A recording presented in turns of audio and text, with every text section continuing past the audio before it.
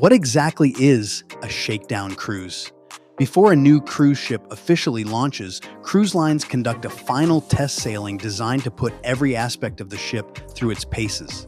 Last year, I had the chance to sail on Star of the Seas during that final test. There were workers still painting parts of the ship. The Aqua Show experienced multiple stoppages, and unfortunately, a performer was injured during the show. We unexpectedly visited CocoCay and had the island almost entirely to ourselves. I even met Royal Caribbean CEO Bayley on board, and somehow the entire cruise was free. So what is a shakedown cruise really like? Let's find out. There she is. As we made our way toward the port, I caught my first glimpse of the Star of the Seas in the distance. And no matter how many cruises I've taken, that feeling never gets old. And this wasn't just any cruise ship. This was Star of the Seas, Royal Caribbean's newest flagship. And I wasn't boarding during her inaugural season. I was about to sail before she was officially ready for the public.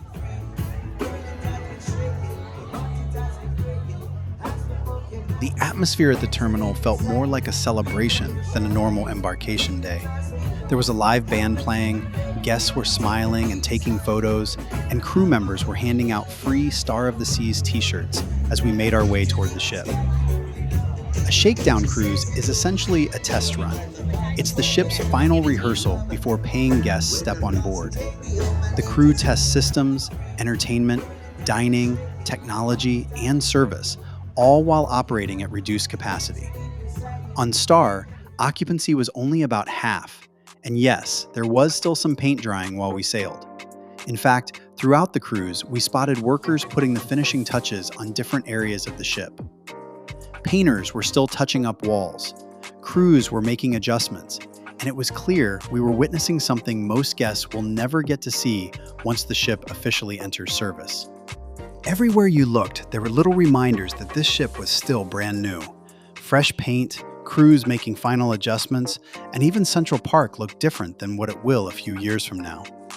The trees and plants were still young, giving us a rare glimpse of the neighborhood before it fully grows into the lush oasis Royal Caribbean intended. Here's the part that really blew me away. The cruise was completely free. No cruise fare, no port fees, no daily gratuities. Crown and Anchor benefits weren't being honored, but all drinks and specialty dining were offered at 50% off. If you ever have the opportunity to sail on a shakedown cruise, do yourself a favor and take care of the crew.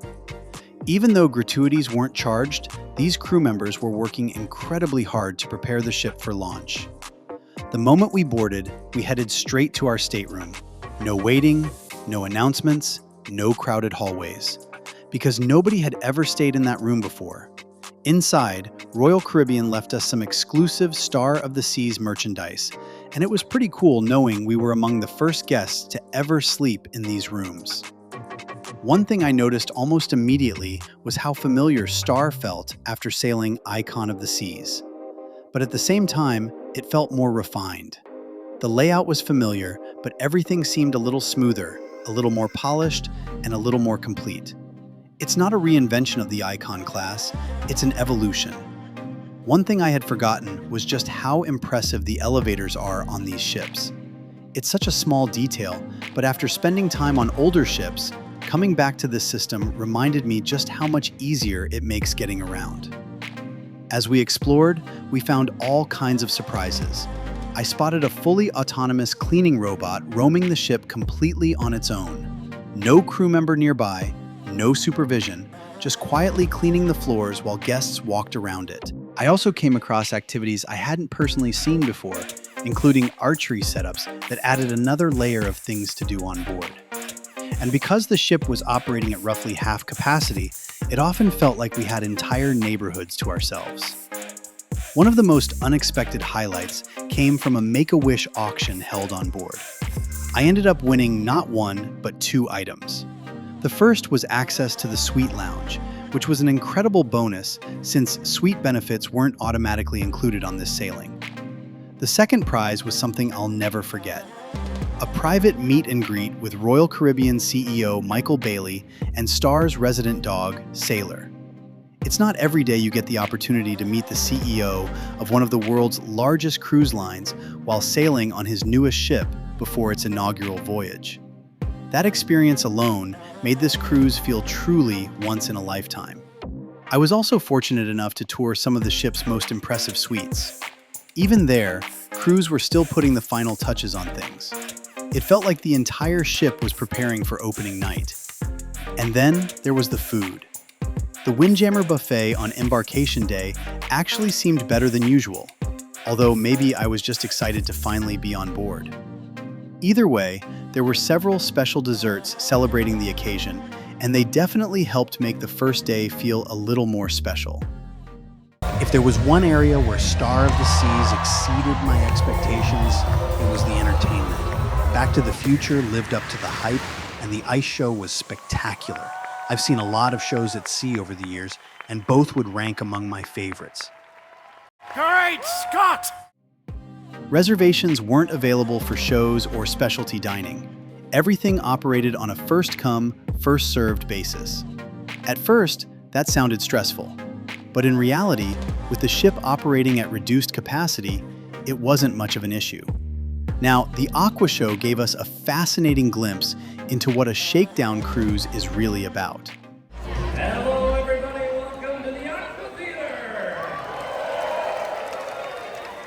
Before the performance began, the show's director came out and addressed the audience directly. When you get a chance to have the director of the show on here, it's a super cool moment. So Jeremy, tell us what we're expected to see here tonight. So tonight you're going to see a work in progress of our new Aqua Show tour that will run right here on Star of the Seas. Of course, we're in the creative process where we're building the show, finishing the show. We're in rehearsals every day. He explained that what we were about to see was still being tested and refined. With a show like this, there are many layers to it, to create it. So with each rehearsal, we're able to add another layer. The cast and the crew, the whole team, they're super excited to show you where we are in the process. And throughout the show, we experienced several unexpected stoppages.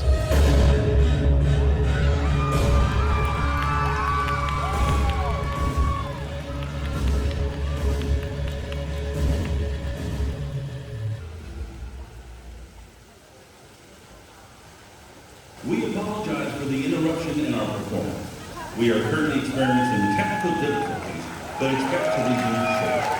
We thank you for your patience. At one point, a performer appeared to suffer a knee injury and had to be assisted off the stage. Thankfully, the crew responded immediately. Moments like that are unfortunate, but they also highlight exactly why shakedown cruises exist. You can rehearse endlessly, but eventually, the only way to truly test a production is in front of a live audience.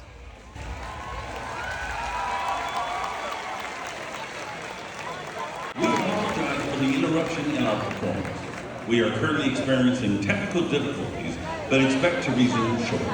We thank you for your patience. Just when we thought the surprises were over, the captain made an announcement. Instead of simply sailing and returning, we were heading to Perfect Day at CocoCay. What made this visit unique was the timing.